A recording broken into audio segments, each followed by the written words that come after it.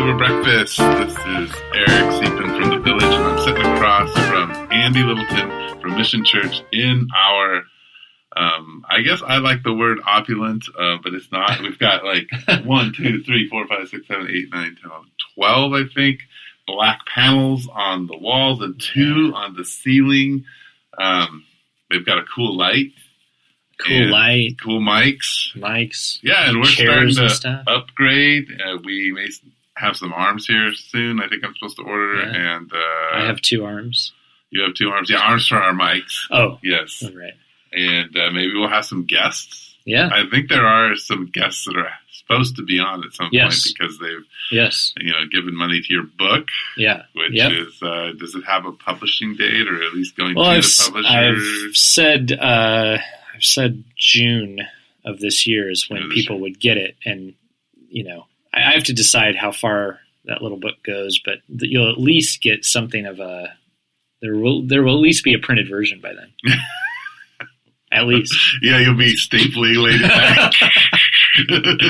No, it'll be the manuscript out. It'll be like an Amazon-bound, decent little book. Oh, by June? Sure. You think it's going to be done by June? Yeah, I can, even if it's an imperfect proof that goes to the people who gave, it would be good. It would be done, complete, bound, all that should be done by June. Awesome. Yeah. Look forward to it. And you might find a typo. I don't know. Oh, we'll see. I'm sure we will. Yeah, I'm sure you will. And then we'll just see who my real friends are. Yeah, that's right.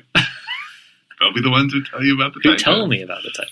Right. And I think my wife found 5 typos in the first Harry Potter book. So. Whoa. Well, that makes me feel better. Yeah, so it's not. Even though that's really long. It's a long book. Yeah. But still, 5 typos in a book of that magnitude. Yeah.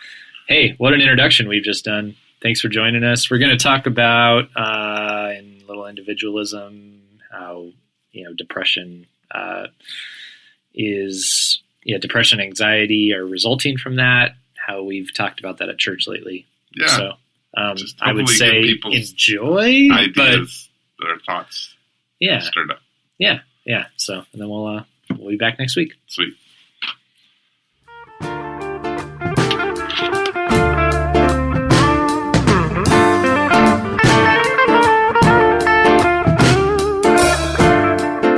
Truth is, I just belched, and this is Faith Over Breakfast. And we didn't record it, but I'm still going to tell you about it. Yeah, it's Faith Over Breakfast. And, I'm Eric. I'm Andy, and we're going to do an introduction for you at the end. So that's all we're going to say about that. All I'm going to tell you who we are. Hey, we've had a couple weeks off, just because it's our world, and we get to do what we want. We do. No one pays us to do these podcasts. That's the beautiful thing about not getting paid is. You know what? You can take a couple weeks off. You can take a couple weeks off. And maybe that's the way the world should be. Maybe it should, yeah. We should live in some kind of socialist collective where we're already paid, so we're just doing what we want. And yeah, but that would blow the whole thing. You have to not be paid. That's right. Nobody's giving us anything, so there's this is the thing we donate to society. Mm-hmm. This is our contribution. It's our gift to you. Yeah.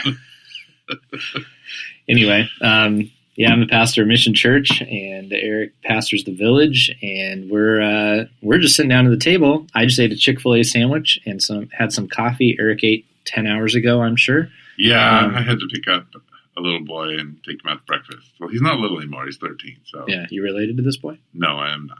Okay. Yeah. Just a strange young man at the church. Oh, cool. That's actually is cool. Yeah.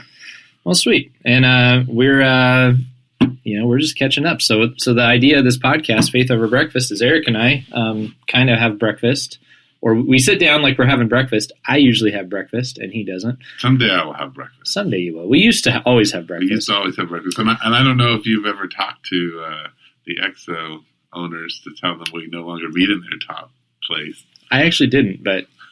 we're sorry. Sorry. Yeah. It was good food and a fun place. It was great. But now you can actually hear us, and that's good. So we're in our little studio space that we've got here over at my wood shop. But basically, we're pastors. We talk about what's going on, and it's not scripted, so it's not like you're getting a spiritual speech. You're just hearing how we work things out. So we were just sharing and stuff we can't really go into, but just there's been hard stuff over the holidays for us that's impacted people we love, like Yeah. really, really hard stuff. Yeah.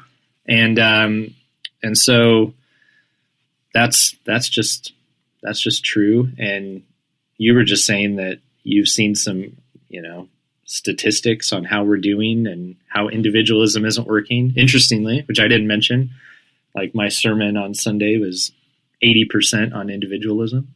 And how well it works. And how not well, how it's not working. No, it's not working. So that seems to be on our minds. Yeah, it's definitely on my mind.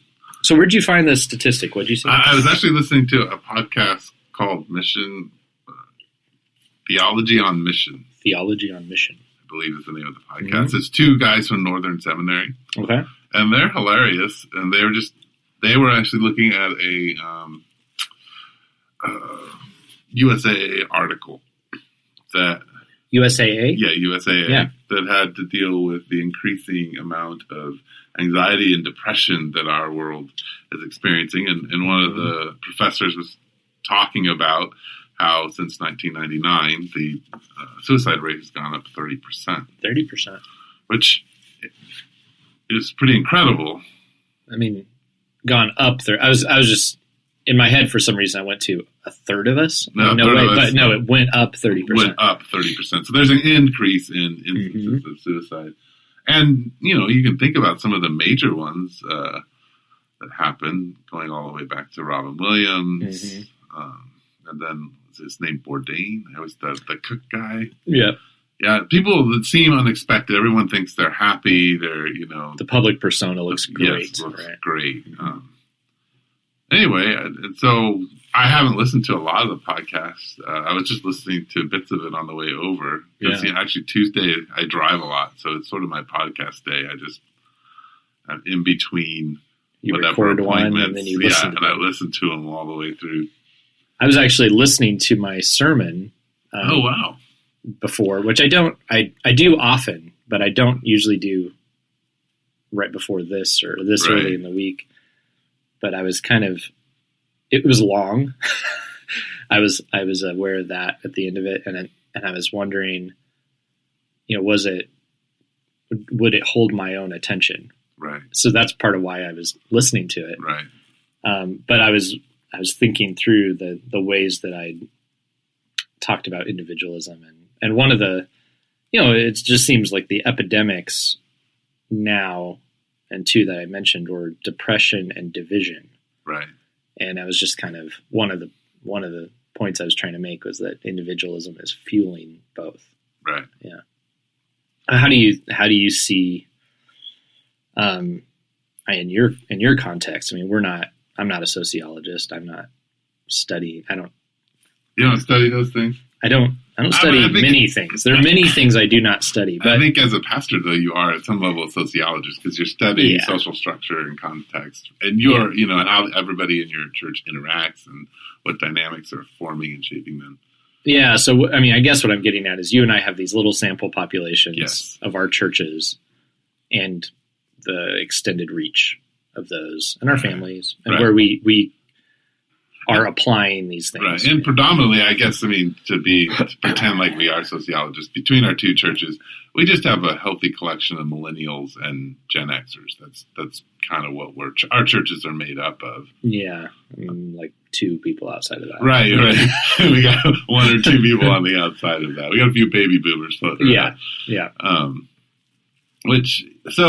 So we have sort of this very narrow collection of people who are shaped by culture, and I think a particular kind of culture. Yeah. And I think that's a big deal that we maybe don't think so much about, is that our culture has started to tell us, like, the important thing is to be happy. Like, I think I run into that as, like, I gauge my life on, am I happy or not? Right.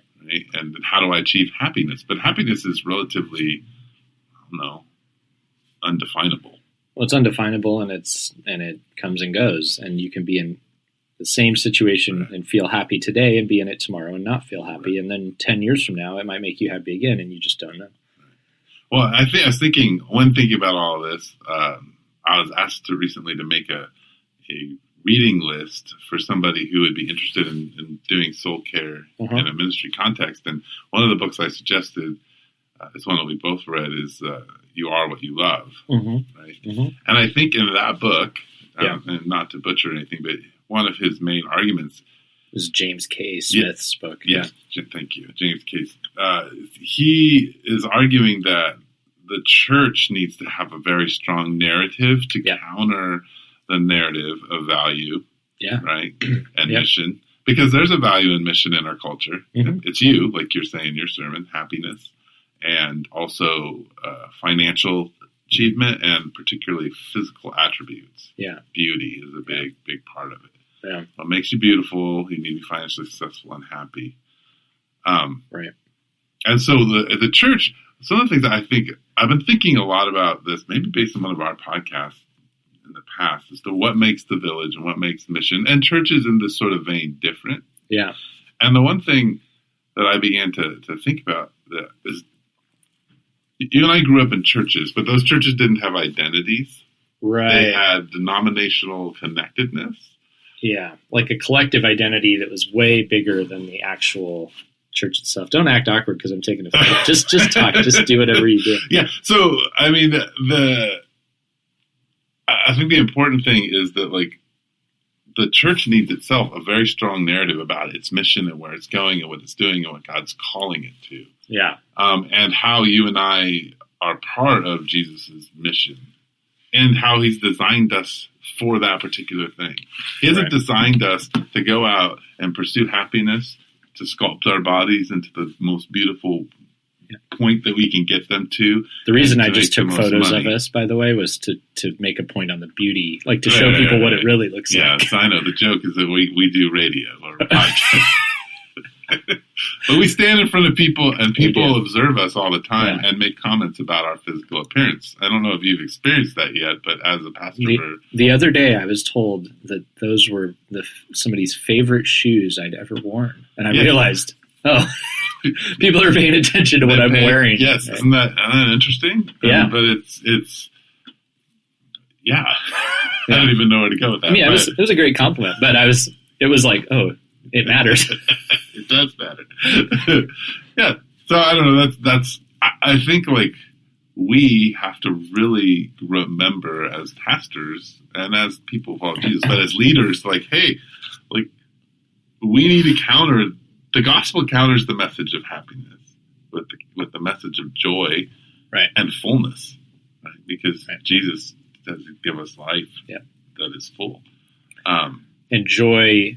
You know, and this came up in the sermon because it was 1 John 1:1-4, and the end of it says, "Our joy will be complete." And I briefly made the point that this isn't like happy. Happy is, I feel good right now. Right. Joy is this deep, abiding, like something that can carry you through the darkness. Right. Right. Yeah. Are you guys preaching through 1 John? Yeah. Oh my gosh. One of the guys at our church, has sat down and completely written out the book of 1 John. Yeah. And it is the most powerful, his own, kind of a commentary or a paraphrase. It's a paraphrase. Huh. And it's powerful. I will send it to you. Please. Like, I love 1 John. 1 John is like one of those books where you almost feel like you're in some mystical, deep space when you start reading it. But anyway, like, I love his paraphrase. I'll send it to you. Okay.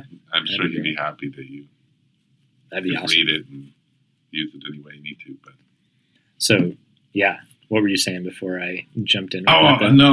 Like, I think you were talking about joy. I think it's important. Yeah. Yeah. This. Anyway, I want to connect it back to where you were, but maybe we just keep pressing forward. I was just saying that our narrative is about joy and fullness and the mission of God and the way that God has designed us. It's not necessarily for the pursuit of happiness and the pursuit of the sculpting of our physical appearance that is fleeting and financial gain. Right. Yeah, it has to be. Those things come and go, and yeah, absolutely. I mean, how so? And back to James K. Smith's book, like the work of the church is to shape people into that story, right? And to specifically, I think, understand what the other story is and intentionally move people the other way, right? And James K. Smith would say that would also benefit the society deeply, that, and it kind of indirectly but deeply, to have people who are formed by a different story within it holding it together. Yeah. Well, I think we're going through the book of Daniel. We started the book of Daniel. That just for this year, the new year you started. Yeah. And so I introduced it this week. And so next week is where Daniel says, that they don't want to eat any of the food and that whole process. Yeah. But it's interesting because Daniel and his friends agree to do everything else. Yeah, right. But they decide the food. And you have to ask, well, why? Why the food? Why the food? And you can make there a lot of arguments for it, but the one that seems the most likely to me is that they decided to choose a particular thing that was going to be a cultural, like a thing that was going to set them apart. And in a way it was saying, like, we're different. And food, how you eat food, and we even know this now in our culture, makes you different. Like if you're a vegetarian, it sets you apart. The fact that I just ate Chick-fil-A says something. It does say something about you. I'm not sure I like what it says. Right. I mean, in Daniel, he's like, let's be vegetarians and drink water, and then they end up more plump. I don't know how that works, but... Why is it all the vegetarian, vegan people aren't plump? Yeah, there's something about it. I'm having a Bible inspiration problem right now. Kind of. All of a sudden. Just look at us. If we don't look more healthy... Maybe, you know what? Chances are, back then, everyone was... A little plump? Or a little lean. A little lean. Yeah, probably. And so if you had healthy meat on your bones, our version of plump might be... Could be. A whole Except that all the king's food was, sacrificed to the gods, and, well, the gods didn't eat much, so the kings were probably all fat. They're probably some fat kings. Well, there was that one king who got stabbed and didn't know it. Yeah, that's a problem. Yeah, when you don't know there's a knife in you because you got so much fat going on. Yeah, that's a problem. Yeah. We've got off track. I'm not there yet, but I did have Chick-fil-A this morning. You did have Chick-fil-A. I don't know. So how do you think about because anxiety and depression? I mean, I think those are probably the two things outside of financial struggles that people face in their lives, that like the desperate moments of death and tragedy, like just every day plodding along, it seems like more and more people describe their life as being depressed or anxious. Yeah. Yeah. I mean, I don't want to talk like I'm from outside of this. I mean, one of the things I was saying in the sermon was like, we have to own that we are individualists, and like, that's kind of the first step here. And so, I mean, I would even say in this last week, I mean, part of it had to do with some of the dark stuff that's going on, but some of just the troubles of life. Like I've felt pretty down. And there's been some, a couple nights ago, I couldn't fall asleep because I was thinking about everything. So there it is, anxiety and depression, right? So I don't feel like the expert. So, which is great because I'm not, but I know, because what I did when I couldn't sleep in the middle of the night is I sat down with God and said, God, I am just really having a hard time believing that I can't figure this out and that I could trust you to. Right. And so I can't sleep. But, that is like a subtle belief in myself that like, if I can put these puzzle pieces together, it'll be all right. Right. And I would never, I would on the flip side, get on somebody's tail if they just didn't think about their problems at all and just said, right. Oh, God's going to take care of it. There's a fine balance between, but I think it's the being willing to walk into something and work on it versus like a deeply held belief that I alone hold the power. So that's a way I see it play out in myself. Sure. But I also, the thing that was the point in the sermon I was trying to make was that individualism is crushing and divisive, and it's crushing because at the end of the day, all that's left is you. And so there was a guy quoted Martin Seligman, and he had said essentially when we run into the difficult times in life as an individualist, we look for spiritual furniture to hold our weight. And all that we have left, all the sofas and the chairs are gone because we don't trust in anything outside of ourselves. And all that's left is a rickety folding chair of the self. And then he went on to say, and then when problems arise, there's no one left to blame but yourself. And that's where the deep depression, like when it's been you've created your own God, however you want to say it. And it doesn't hold up and it doesn't go well. It's just, it all falls on your own shoulders. And then the divisive part, like I kind of tacked onto that and said, and then if you can't, because there's some people who are just crushed, but then there are other people who just can't accept their own faults in all this. And I think that's where the us versus them stuff comes in, where you're just pointing and you're going, look, you blew it. You messed up the world. You people, if it wasn't, and I suppose that comes collapsing down and falls back on yourself too sometimes when you see the same problem in yourself. But if you can't see it, you're just pointing fingers. Right. So those are ways I kind of worked it out at church on Sunday. But it was interesting because I sort of worked out sort of the same ideas, maybe coming from a different place on Sunday, because I was talking about the process of stripping one's identity, and how the Babylonians did that to Daniel, and also so I kind of connected that to our culture and how the world, as we being exiles as followers of Jesus, having our soul sucked out of us, our identity removed, and how we end up stepping into that. But one of the interesting. There's a noise that makes me feel like someone is digging into our building from the top. Yeah, I've been waiting for the pallet to be dropped down. So to heal this man, can't. Anyway, look at that. That's kind of interesting. The necklace just and your necklace just broke. Oh, it's weird. All right, what's happening here? I'm just like, falls apart. No, but one of the things I then just kind of talking through all that. Part of sorry everybody. Part of it is just so people need to feel like the world of somebody is depending on them. Yeah, and that there's something that they can do or be that's greater than themselves. That if they don't do it, and it can be really just a simple thing. Is like if they don't get up in the morning and get their kid ready, their kid can't get to school. Right? Yeah, there's a consequence. So. What happens is when people get depressed and have anxiety and are suicidal, it's like they get to the point where they think nothing that I do matters, right? Yeah.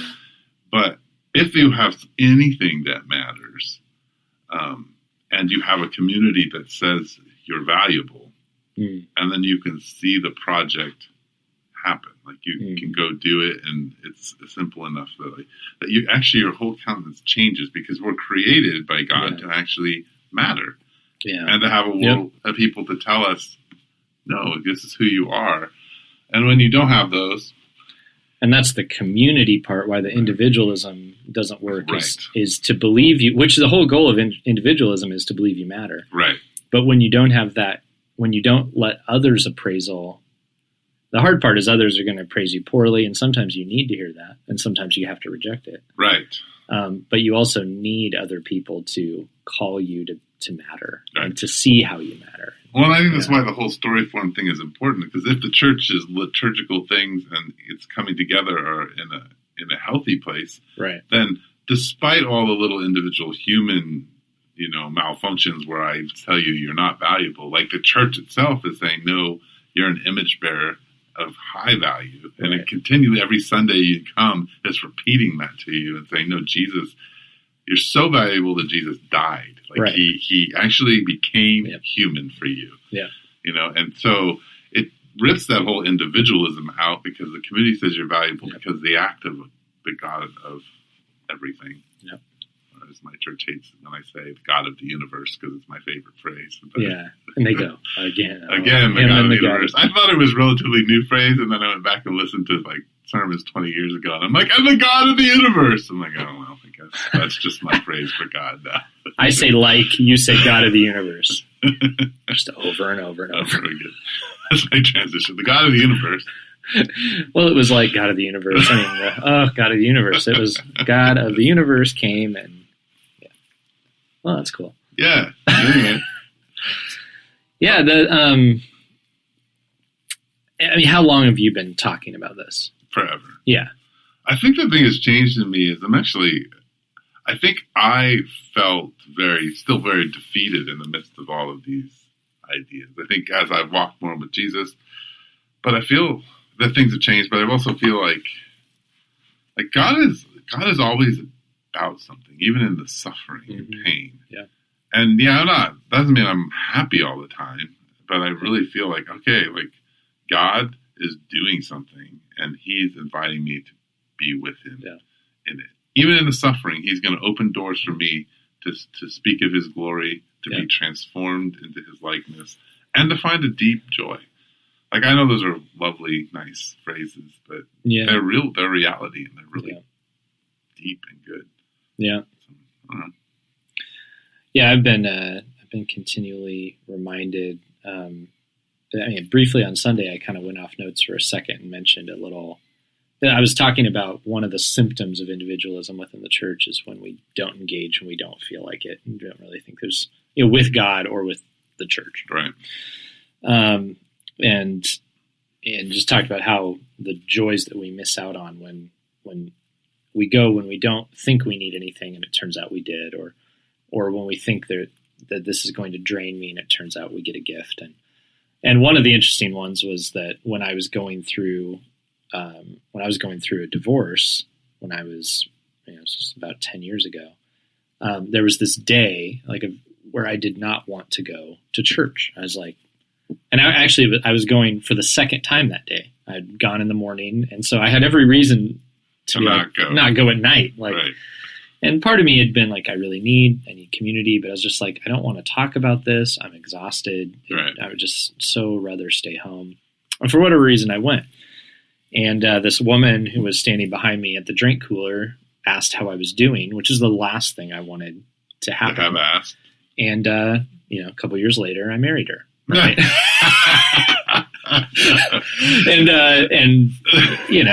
and she's walking with me today and, having to be very patient with me all the time. But, and I kind of jokingly said, like, I'm not saying that's going to happen for us all. But for whatever reason, on that day, I thought the last thing I needed was people around. And God introduced me to one of the more profoundly, one of the people who was going to be deeply involved in my life. Right. On the day I thought, I'd rather be left alone right now. Right. Wow. And so there's just one little example. But but even the fact that I brought that up at church, right, is like that was the darkest, most confusing period I've ever faced in my life. Mm-hmm. And I mean, easily, it was horrible. But I've shared out of that and walked with people who are going through it. And, and I don't want to say because it is not simple and problems are things still hurt. But at the same time, it's like, I would never look back on it and say it was without meaning, and without that God was not there, even though at the time it didn't feel that way. Right. So that was, I don't know, that's something that's dawned on me. And I John Piper has that book, Future Grace, and just the concept of it is, I've seen ways that God has been faithful in the past, and so I'm going to believe that the same is happening now. Right. And will happen later. I don't know. That's kind of something I've learned to hold on to. Is I've been through some really, dark, terrible stuff, and the closest people to me have died. The people who've died in my life were the closest, and went through this divorce, and and looking back and seeing, okay, God's been faithful through this. Mm-hmm. So that's one of the ways that I've been able to see that, look back on stuff and realize, there's more there's more going on here. Yeah, that's powerful. Not sure how that applies to what you were saying. No, Actually, at the end I'm here, almost thinking like this has just been a good podcast. We might need just to end right now. I'm fine with that. I think people have endured hours with us before. Yes. Should we can give them a 30-minute welcome back, Welcome 2019. back. Good to have you. Thanks for joining us. Yeah, let's do it. Let's do it. Hey, see you later. Bye bye.